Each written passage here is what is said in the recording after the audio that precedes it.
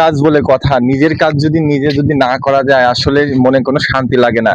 এই জন্য এই যে এই একটা চেয়ার দেখতেছেন, এটাকে আমরা কি চেয়ার বলি, এটার নাম কি? সোফা। এটার নাম হলো সোফা। এই সোফা চেয়ার। ও আপনি কি মিস্ত্রি? জি, আমি মিস্ত্রি না, মানে দোকানদার। উনি মিস্ত্রি না, তারপরে এটা ওনার নিজের কাজ, এজন্য উনি উনি নিজে করতেছে আসলে। নিজে করে যতটুকু শান্তি পাচ্ছে, মনে কি শান্তি লাগতেছে? হ্যাঁ, অবশ্যই অবশ্যই শান্তি লাগতেছে। দেখো, নিজের কাজ সবসময় শান্তি লাগে কাজ করে।